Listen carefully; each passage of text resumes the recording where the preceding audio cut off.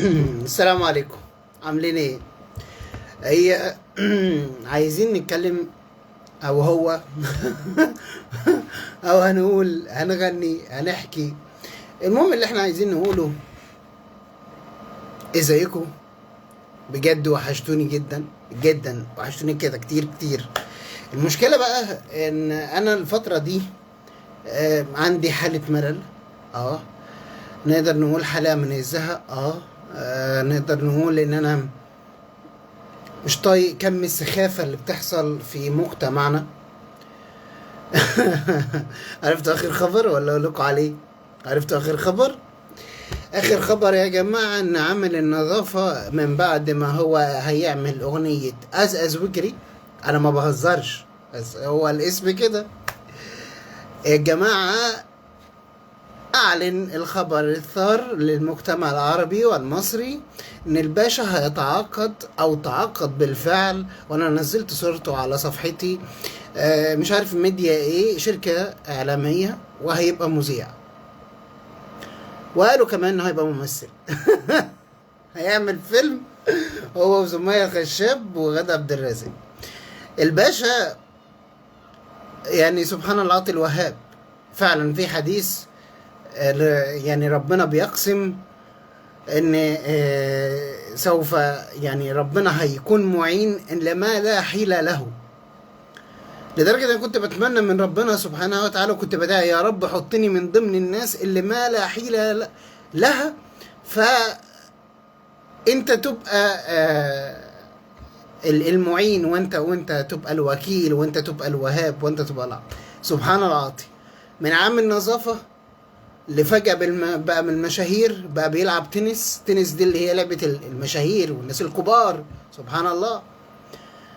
المذيع الكبير طلع من يومين بيقول له، فالناس بتسأله رأيك ايه في اللي بيحصل في المهزلة؟ قال له انت جات لك فرصة لا تضيعها، والله لا تضيعها. محمود سعد. فبصراحة أنا مذهول، وفي نفس الوقت أنا مش عارف أقول لكم إيه.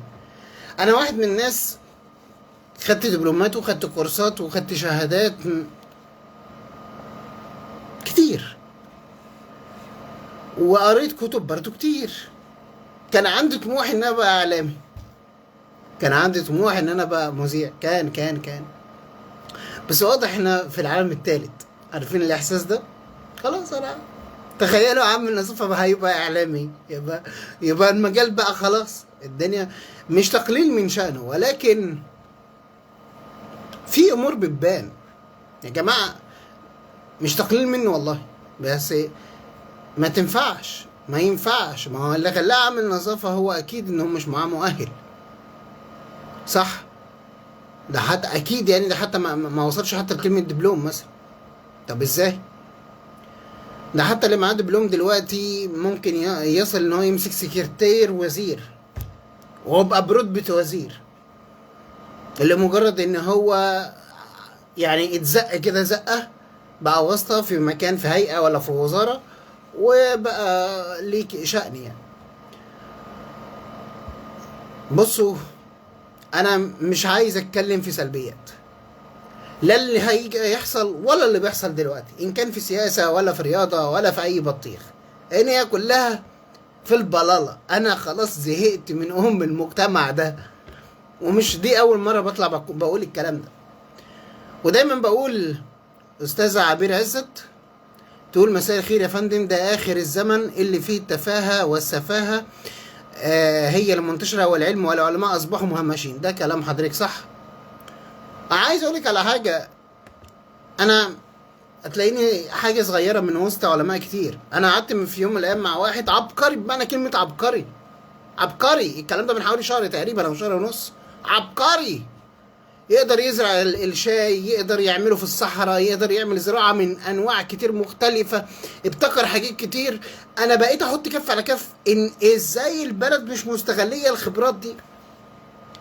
يعني كمية الثقافة اللي هي عندي، ان كان تنمية ولا صحة نفسية ولا علم نفس، ولا ما يسواش حاجة قصاده معايا. انا مش هطول عليكم.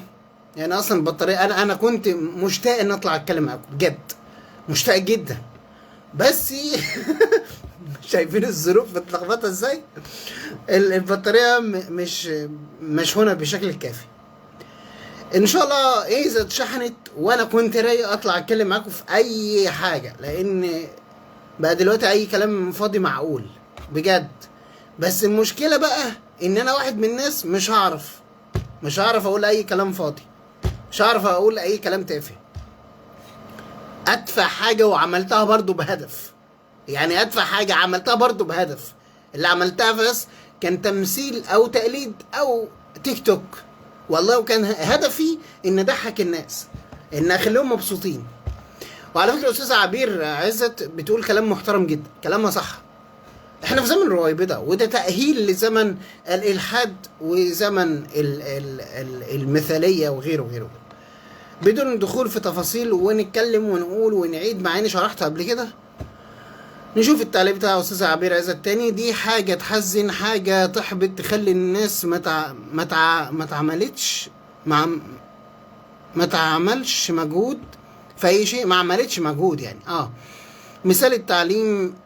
مثال التعليم الشباب لما يلاقوا ده بيحصل هيفكروا يعملوا ايه، الدنيا بتخرب. ده كلام صح، ده كلام صح، ده كلام صح. لسه واحدة بتقول لي أنا عايزة أبقى عضوة برلمانية وي وي وي، قلت لها أنت لسه بدري عليكي، وهي دوب في تالتة ثانوي تقريبا. بس بكل أسف، ومش أول واحدة، يعني واحدة مثلا كلمني خدمة اجتماعية ممكن أأهل نفسي لعلم النفس إزاي. من يومين برضو كانت مكلماني واحدة في آداب علم النفس ممكن أأهل نفسي أبقى زي حضرتك إزاي.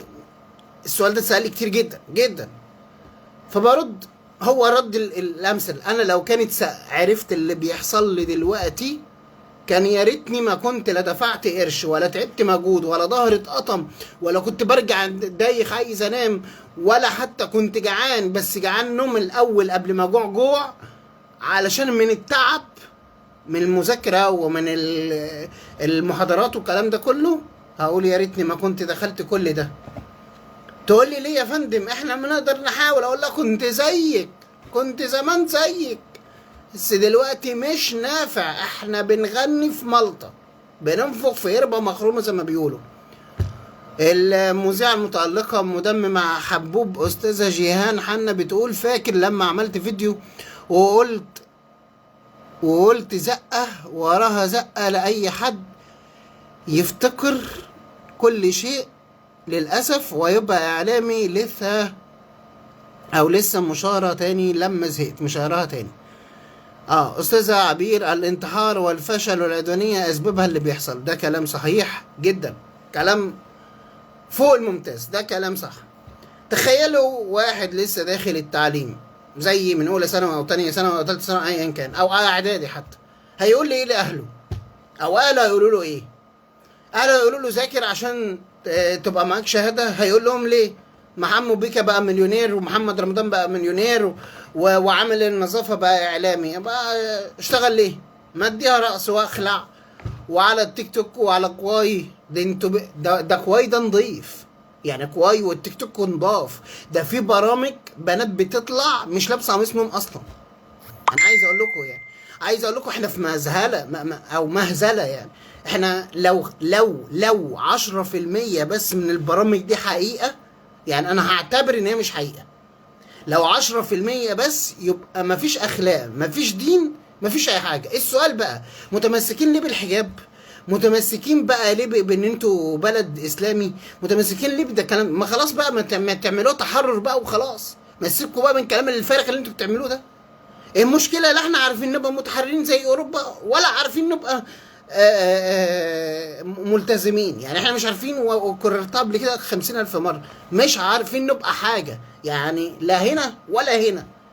لا عارفين نتقبل الحرية مع اننا عايزينها، ولا عارفين نبقى ملتزمين واحنا اصلا مش ملتزمين. يعني احنا في الحل حوش. يعني استاذ عبير مع احترامي لكلام حضرتك ده وقت دور حضرتك وانا وكل الناس لازم نقف ونتصدى للخراب. ماشي نتصدى، ماشي انا وانتي وانتي وانتي والشعب والامه العربيه، مش هيحصل النتيجه وبتف على دي، مش هيحصل اي حاجه.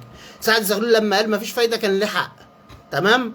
انا بهاتي بقالي 4 5 سنين في الفيسبوك واليوتيوب، ودخلت على قوايا عشان الناس تتنصح.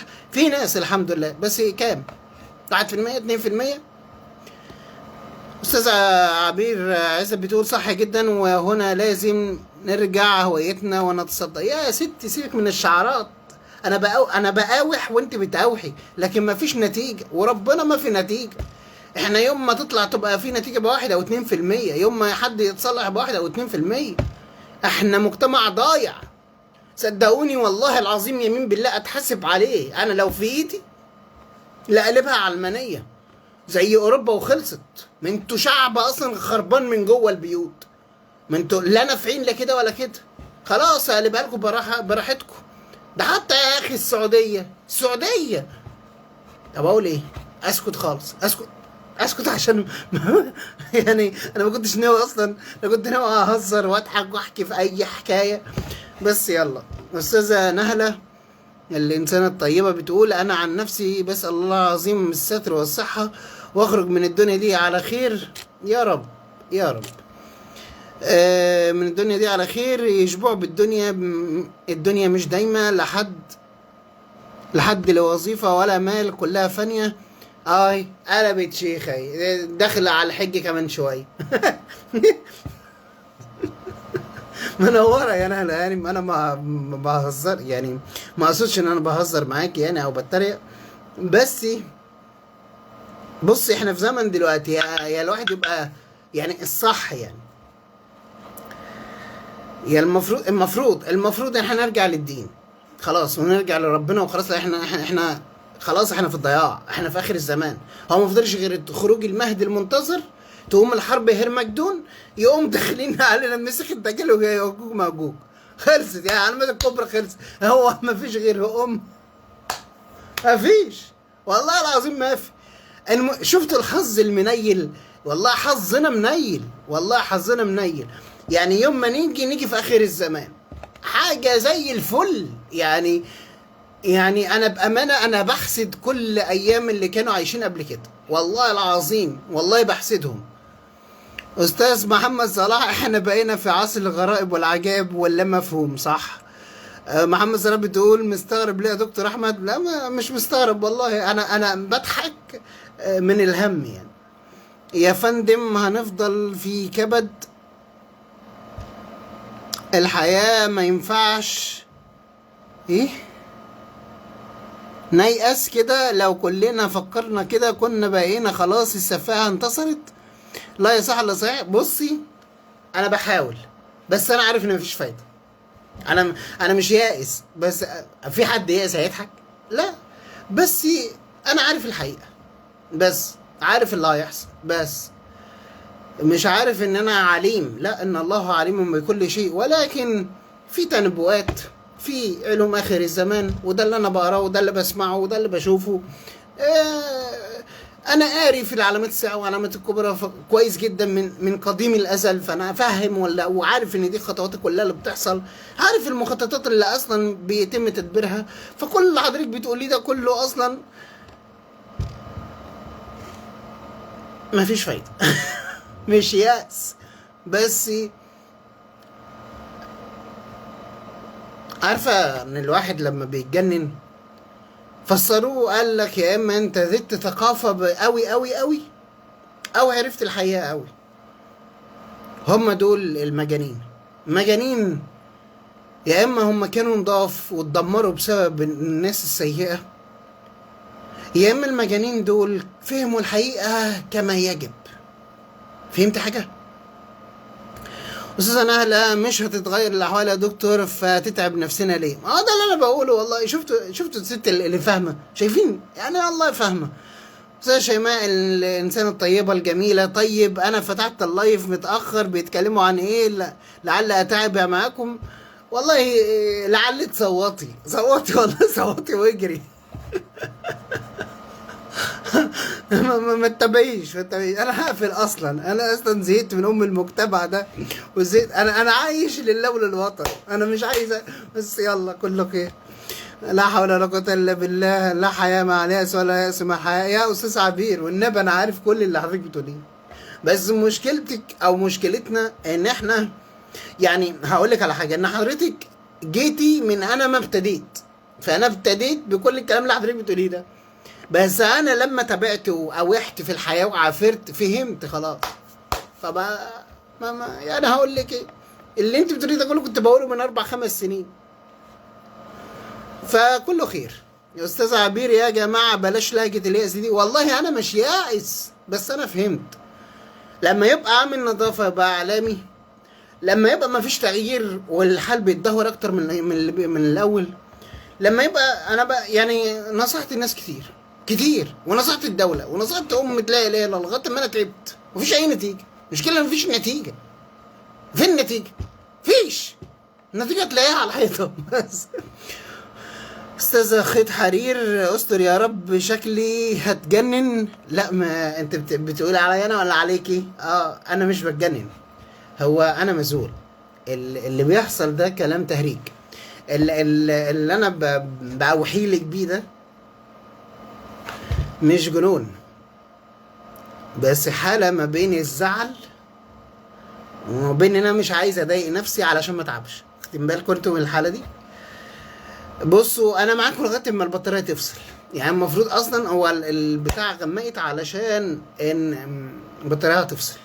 هنقعد نتكلم مع بعض لغايه ما نفصل. السؤال بس الذي يطرح نفسه دلوقتي، هل انتوا شايفيني ان انا يائس؟ لا، بس زعلان. طيب انا ما كنتش حابب اصلا، والله العظيم مش عارف ايه اللي جرني للموضوع ده اصلا. الموضوع عامل النظافه اللي بقى هيبقى اعلامي، ولا الحال اللي في البلد، ولا انا ما يعني ما اقصد يعني الناحيه المستوى المجتمعي. انا ماليش دعوه بالسياسه عشان ما حدش يجي يقول لي حاجه سياسيه. انا بس لما بنصح يعني للنجاح، للطموح، كده يعني. استاذه خيط حرير، طب انت اسمك ايه يا خيط حرير؟ يعني ليه الاسماء المستعاره؟ انتوا هتجننوني يا جدعان، ليه الاسماء المستعاره؟ ليه يعني؟ هي ناقصه؟ ما تحط اسمك، ايه المشكله يعني؟ انا اللي هتجنن والله من اللي بشوفه. هي الناس هي نفس الحالة عندي والله. ماشي، الحمد لله. يبقى استاذة خيط حرير كده متفقة معايا. والله انا مش عارف اسم حضرتك يعني، فانت بعد اذنك تقولي لي اسمك يا استاذة خيط حرير. حلو الاسم برضو على فكرة، اسم حلو جدا، خيط حرير. يدل على الليونة والمرونة. شايفين انا هتأثر وهعيط. المهم ايه المهم بقى؟ المهم ان احنا لازم نفهم الحقيقة، بس ما نتعبش. ندور ونبحث ويكون عندنا ثقافة، بس ما نتوجعش. نقاوح ونعافر، بس ما نيأس. نتعب نزعل، احنا بني ادمين طبيعتنا، بس ما نموتش. الموت هنا مش الموت بالحياة، ولكن احنا لازم نعافر. على فكرة طول حياتنا كده. يعني نشوف التعليقات اللي ورا بعض دي. ثواني يا جماعة، ثواني دي انتوا هتجيبوا لي استنى. احنا عايشين في الغلط نفسه. واستاذة نهلة بتقول ومع مجتمع بيعشق الغلط، ولما اتكلم صح فيتقال علينا احنا اللي مجانين. صح والله، سيبها تولع، ده في قرف كتير وتيك توك ومهازل وكلها عايشة في الغلط بلا نيلة. والله ده حاجة يعني. عايز اقول لك النهارده فتح كواي بالصدفة لقيت بنت والله ما تتعدى 12 سنة لابسة بدلة رقص ومش عارف ايه وبترقص وحاجة يعني. الحمد لله، الحمد لله. المهم نشوف التعليق بتاع استاذ عبير. نحاول يا فندم، هو احنا مصدومين الصدمة اكبر من توقعاتنا، ولكن ما ينفعش الزعل يوصلنا للحالة دي. طيب لما النفسيين يوصلوا لكده يبقى الناس البسيطة تعمل ايه؟ بصي، السؤال ده دايما بيتقال لي كتير، والكلمة دي دايما بيتقال لي كتير. يا جماعة دكاترة النفسية او النفسية والعصبية او مثقفين التنمية او ايا كان، او اللايف كوتش اللي عندهم حتة من الخبرة او حتة من الثقافة مثلا دول بيتوجعوا والله وبيزعلوا وبيعيطوا وبيبقوا عايزين يعيطوا ومش عارفين، وحالتهم تبقى زفت ده بالعكس، ده هم اسوأ، لانه بيتحملوا كل الضغوط بتاعت المشاكل الناس دي كلها وهم مش عارفين يخرجوا مشاكلهم. تمام تمام. الفرق ما بيننا وما بين الناس الطبيعيه اللي بتجيلنا ان احنا بنعديها بسرعه، مع اننا بنتوجع اكتر بس بنعديها بسرعه. انتوا ما بتبقوش عارفين ايه اللي تعملوه فبتلجأوا لنا عشان نتعالج او تتعالجوا. فهمتوا الدنيا؟ فيعني احنا بني ادمين والله، يعني احنا مش مخلوقين من بطيخ يعني. استاذه مشيره، ازيك يا دكتور؟ ازاي حضرتك؟ منوره. تعبير ايوه نقاوح ونعافر وان حتى ما فيش نتيجه يبقى كفايه شرف المحاوله، واننا ما نحضرناش معاهم. ايه ما نحضرناش دي؟ ماشي، يعني ما نتوش معاهم يعني. ماشي. انا لايف كوتش ارشاد نفسي واسري. اتشرفت بيك يا استاذ عبير. فاهمه حضرتك؟ ماشي. ما انت فاهمه حضرتي، يبقى تستوعبي اللي بقوله. ايه بقى اللي انا بقوله؟ اللي حضرتك بتقوليه ده كله انا فاهمه، انا مش يائس، بس فهمت كل حاجه بس متاخر.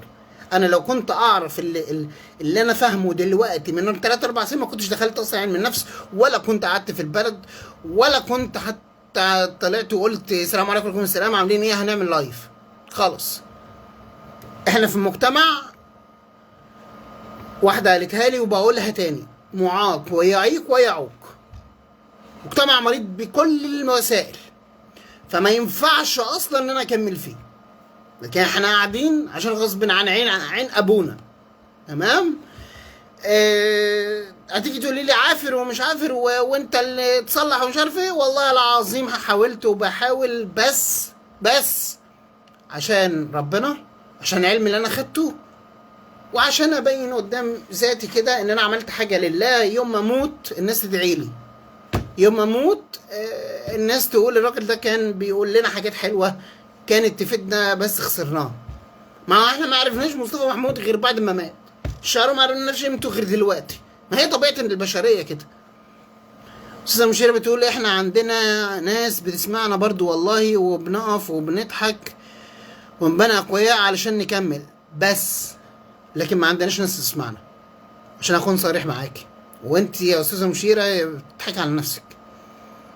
الناس اللي عندهم كميه من الثقافه المحيط بتاعهم بيبقى قليل، وبالتالي في نقطة مهمة، انت عندك عيب او عندك حاجة عايزة تتكلمي فيها، فمش لاقية اللي هتقبلها ومش لاقية اللي يسمعك.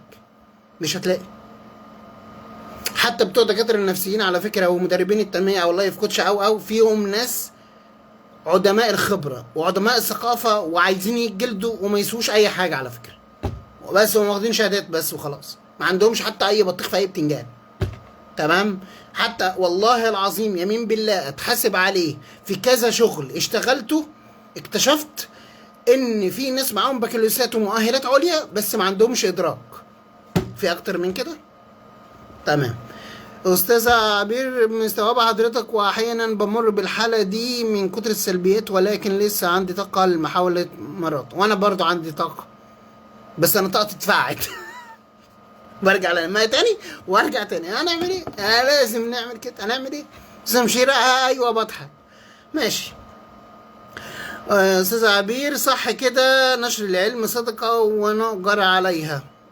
الحمد لله الحمد لله الحمد لله. والله. يلا. استاذ عبير بتقول عبير الله الانسانة الطيبة الجميلة اللي انا بحترمها جدا. يا جماعة تحية لأهل أسوان عشان خاطر الأستاذ عبير. بيبو. ايه ده يا دكتور ليه كده؟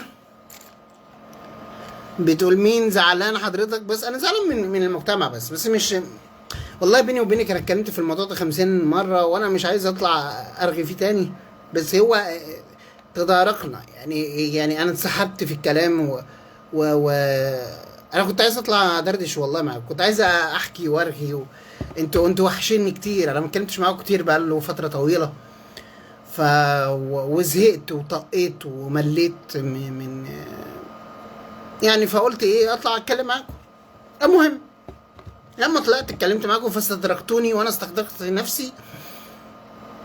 بس في موضوع ايه بقى؟ الباشا اللي هيبقى اعلامي عامل نظافة هيبقى عالمي، ممكن ما يبقاش كمان معاه شهادات بس هيبقى ترند، وشركة الحمد لله تستغله عشان يبقى عامل مشاهدات. بس السؤال الذي يطرح نفسه، هو في حد هيسمعه؟ استاذ محمد ابو القاسم منور، كبير الاهلاويه يا جماعه معانا، اضربوا طلقتين نار. منور الدنيا كلها يا دكتور، حبيبي حبيبي ابو القاسم، من الناس الطيبه جدا، واهلاوي صميم جدا، وانا اهلاوي برضو. بس علشان ما اطولش عليكم،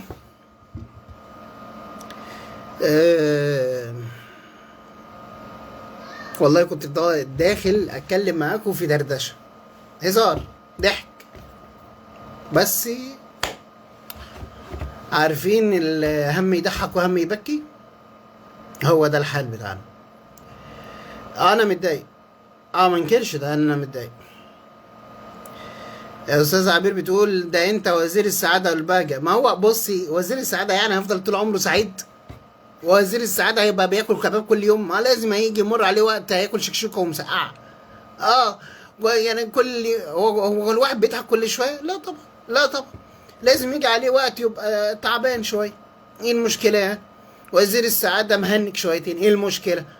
يا استاذ عبير بتقول تحياتي لحضرتك يا دكتور، اشكرك جدا، وانا متشرف بحضرتكم جدا، كلكم على بعض، استاذ مشيره واستاذ عبير واستاذ عبير وابو القاسم، كلكم ناس طيبه وانا بحبكم في الله. استاذ محمد ابو القاسم بيقول حبيبي حبيبي حبيبي حبيبي، ربنا يبارك لك يا رب ويفرحك ويفرحنا دايما. و بس عايزين تقولوا اي حاجه قبل ما اقفل؟ طولت عليكم شويه وطولت على نفسي، بس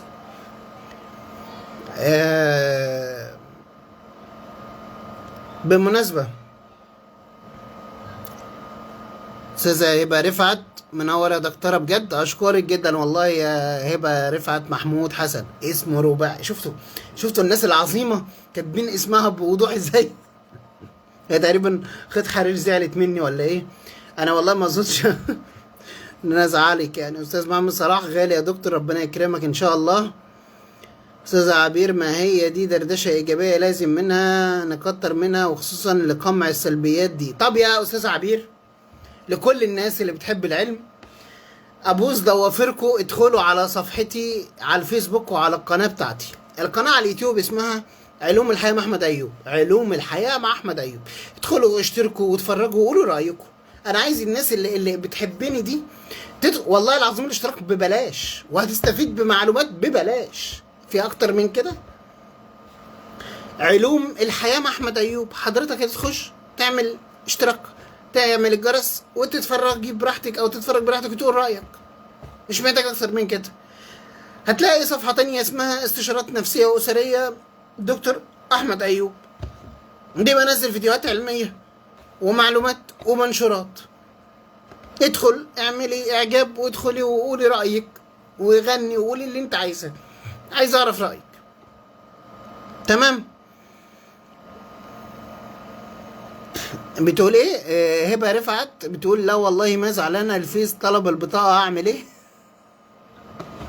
يبقى انت عملت حاجه يا لئيمه، ما جاء قفلوه وبعدين قالوا لك ايه عايزين نكتشف مين انت، صح؟ قولي صح.